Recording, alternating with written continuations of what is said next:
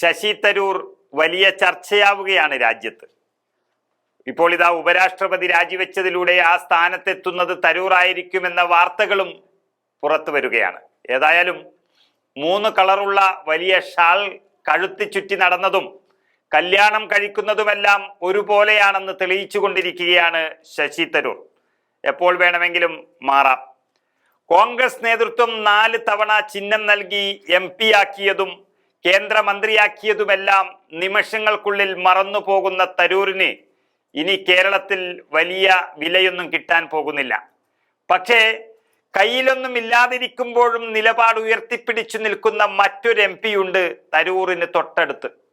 കൊല്ലം MP ആയ NK Premachandran. അദ്ദേഹത്തിനും വലിയ ഓഫർ നൽകിയതാണ് BJP എന്നാണ് പുറത്തു വരുന്ന വിവരം. BJPക്ക് വേറെ സംസ്ഥാനത്ത് ആളെ കിട്ടാഞ്ഞിട്ടല്ല, പക്ഷെ കേരളത്തിൽ നിന്നും ലോകസഭാ MP മാരെ കിട്ടുകയാണെങ്കിൽ അതിന് എന്ത് വില കൊടുക്കാനും അവർ തയ്യാറുമാണ്. അങ്ങനെ UDF-ൽ നിന്ന് എളുപ്പം കിട്ടാവുന്ന ഒരു MP ആണ് NK പ്രേമചന്ദ്രൻ. കാരണം മറ്റൊന്നുമല്ല, അദ്ദേഹം ഒരു പാർട്ടിക്ക് ഒറ്റ MP ആണ്. അത് BJP മനസ്സിൽ കരുതി.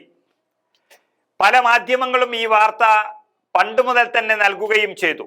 പ്രേമചന്ദ്രനെ BJP ആക്കിയവരും തന്നെ ഏറെയുണ്ട്. കാരണം കോൺഗ്രസിന്റെ MP മാർക്ക് അങ്ങനെ പോകാൻ കഴിയില്ല.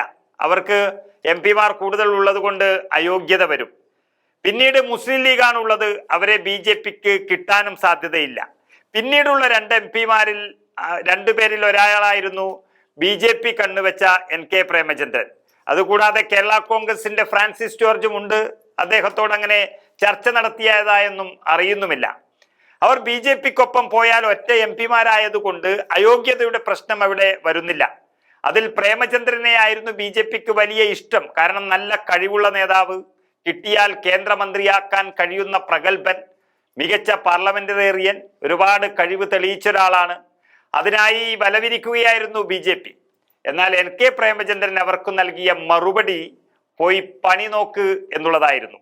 ഒരിക്കലും മതേതര ചേരി വിട്ട് അദ്ദേഹം പോകാൻ തയ്യാറായിരുന്നില്ല. താൻ ഉയർത്തിപ്പിടിച്ച ആശയങ്ങൾക്കും മുദ്രാവാക്യങ്ങൾക്കും എതിരായി ഒന്നും ചെയ്യില്ലെന്നും, ഒന്നല്ല ഒരു 100 കൊല്ലം പ്രതിപക്ഷത്തിരിക്കേണ്ടി വന്നാലും വർഗീയ ചേരികളുടെ ഒപ്പം ചേർന്നുള്ള ഒരു സന്ധിയും ഉണ്ടാകില്ല എന്ന് നെഞ്ചുറപ്പോടെ പറഞ്ഞ നേതാവാണ് NK പ്രേമചന്ദ്രൻ MP. നമുക്കറിയാം, കേരള രാഷ്ട്രീയത്തിൽ നിന്ന് തന്നെ ഒരുപാട് പ്രശ്നങ്ങൾ അദ്ദേഹത്തിന് നേരെ ഉണ്ടായിട്ടുണ്ട്. ഇന്നത്തെ മുഖ്യമന്ത്രി പിണറായി വിജയൻ പരനാറി എന്ന് പോലും വിളിച്ചതാണ് പ്രേമചന്ദ്രനെ. അപ്പോഴും ഒരു ചെറു പുഞ്ചിരിയോടെ അതിനെ നേരിട്ടതല്ലാതെ അതിനോട് യുദ്ധം ചെയ്യാനൊന്നും പ്രേമചന്ദ്രൻ പോയിട്ടില്ല. പക്ഷേ ഇന്നത്തെ CPM-ന്റെ അഖിലേന്ത്യാ സെക്രട്ടറി MA ബേബിയെ വരെ CPM-ന്റെ കോട്ടയായ കൊല്ലത്ത് അട്ടിമറിച്ച് വലിയ വിജയം നേടിയ ഒരു നേതാവാണ് പ്രേമചന്ദ്രൻ. അദ്ദേഹം തോൽപ്പിച്ചത് ചെറിയ ആളുകളെയല്ല. ഇന്നത്തെ ധനകാര്യമന്ത്രി ബാലഗോപാലിനെ അടക്കം MA ബേബിയെ അടക്കം തോൽപ്പിച്ചു വിട്ടാണ് പ്രേമചന്ദ്രൻ ഇപ്പോഴും ലോകസഭയിൽ തുടരുന്നത്. അവിടെയാണ് ശശി തരൂറിന്റെ രാഷ്ട്രീയവും പ്രേമചന്ദ്രന്റെ രാഷ്ട്രീയവും തമ്മിലുള്ള വ്യത്യാസം.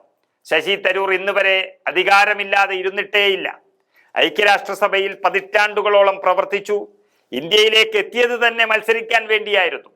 2009 തൊട്ട് ഇന്ന് വരെ അദ്ദേഹം പദവിയിലുണ്ട്.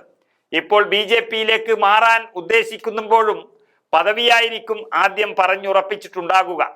എന്നാൽ ഇപ്പോഴുള്ള പാർട്ടിയായാലും മുന്നണിയായാലും അതിൽ നിന്നാൽ ഒന്നുമാകാൻ തൽക്കാലം കഴിയില്ല എന്നറിഞ്ഞിട്ടും പ്രേമചന്ദ്രന് ഒരു ചാഞ്ചാട്ടവും ഉണ്ടായിട്ടില്ല. നീട്ടി നൽകിയ കേന്ദ്രമന്ത്രി സ്ഥാനവും അതിനോടൊപ്പം മറ്റെല്ലാം അർഹിക്കുന്ന അവജ്ഞയോടെ തള്ളിക്കളഞ്ഞ് ഒറ്റ MP ആയി തന്നെ പഴയ ദാരിദ്ര്യത്തിന്റെ കഥകളും ഓർത്ത് അതിന്റെ ഓരം ചേർന്ന് തന്നെ നടക്കുകയാണ് പ്രേമചന്ദ്രൻ MP. പക്ഷെ കേന്ദ്രമന്ത്രി ആയില്ലെന്നും കൊടിവെച്ച കാറിൽ രാജ്യത്തുടനീളം പറന്നില്ല എന്നും ഒരുപക്ഷെ പ്രേമചന്ദ്രനെ കുറിച്ച് പറയുമായിരിക്കും. എന്നാൽ ശശി തരൂരിനെ പോലെ പോറ്റി വളർത്തിയ ഒരു പാർട്ടിയെ ഒറ്റുകൊടുത്തവനെന്നോ നന്ദിയില്ലാത്തവനെന്നോ പ്രേമചന്ദ്രനെ ജനങ്ങൾ വിളിക്കില്ല എന്നതു മാത്രമാണ് മര്യാദയുള്ള ഒരു രാഷ്ട്രീയക്കാരൻ ആഗ്രഹിക്കുന്നത്.